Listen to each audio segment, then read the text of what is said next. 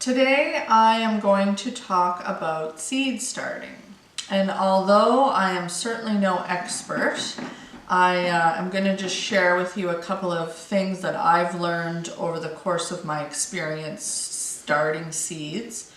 The first thing would be to keep in mind how much time and effort you're actually willing to put into them, because one of the biggest mistakes I found was that I started way too many and had no intention or no time to actually look after them, because this is my hobby. It's not like I'm trying to feed my family with it.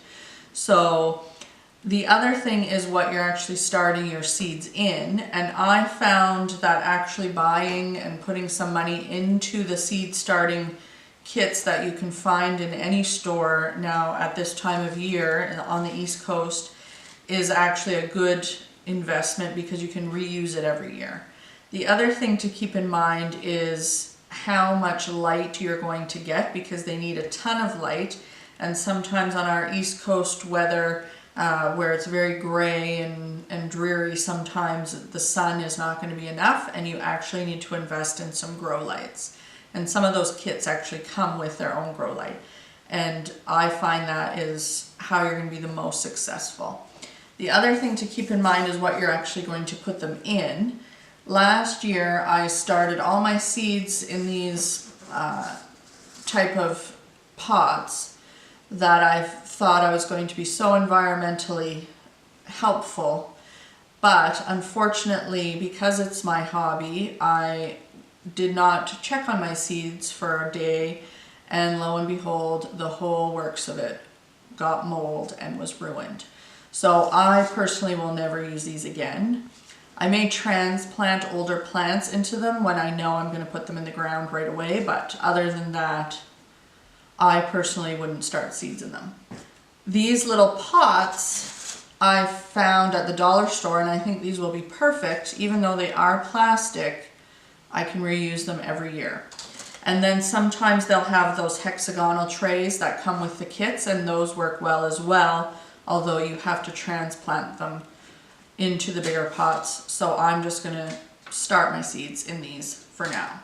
The other thing to keep in mind is what you're starting and how long it's going to take, because you don't want to start all your seeds too early and then not be able to transplant them outside because it's too cold.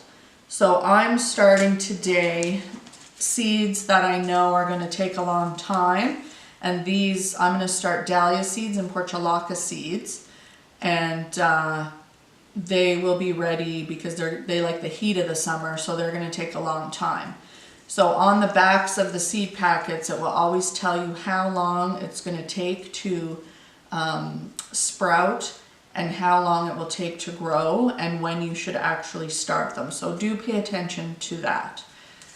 And sometimes your seeds, like carrots for instance, want to be right in the ground. So I wouldn't start those as seeds because they're easy to grow outside anyhow.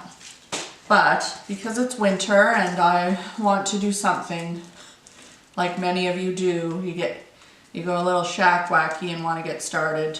I'm going to start with dahlias and portulacas, which may be hard to grow. So if you're just starting out, herbs are usually a good thing that will grow easily.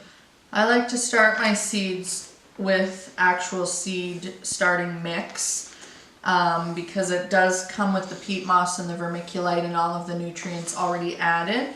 And instead of trying to figure out how to add those things into potting mix, this to me is just a better investment. And I don't have to waste as much time trying to do all of that.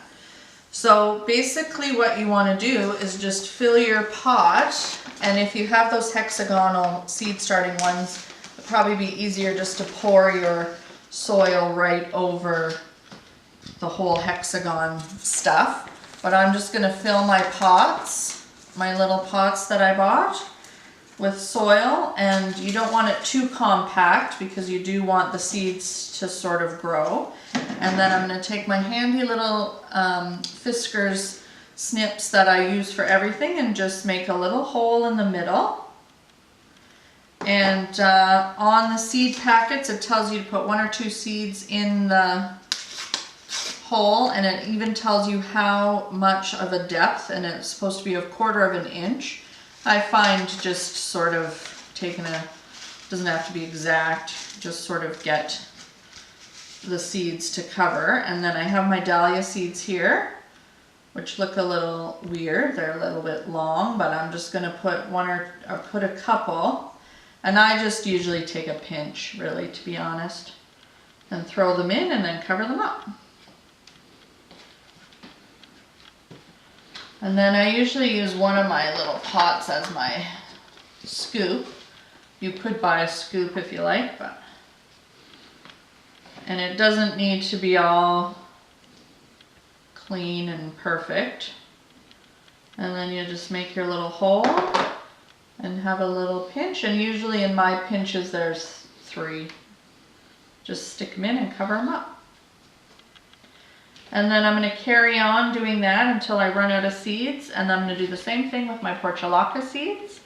And if you are so interested in starting seeds now, something like peppers or jalapenos or something where they actually love the heat of the summer would probably be a good thing to start now and then transplant them later.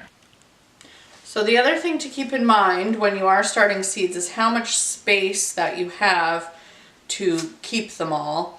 So I actually purchased a greenhouse just to keep everything neat and contained. But if you want to start yours on a big long table or a couple of tables, then that will be up to you. So the next step after you plant the seeds is to water them. And I like to use a spray bottle because it keeps them damp, not soaked. And seeds like to be damp, they don't like to be soaked.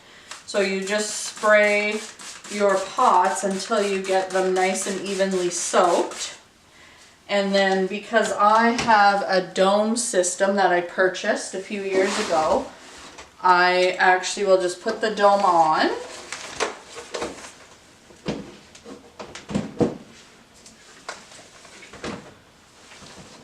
And the system that I purchased actually comes with its own light. And this is how I started, with just one system with a hexagonal setup and its light.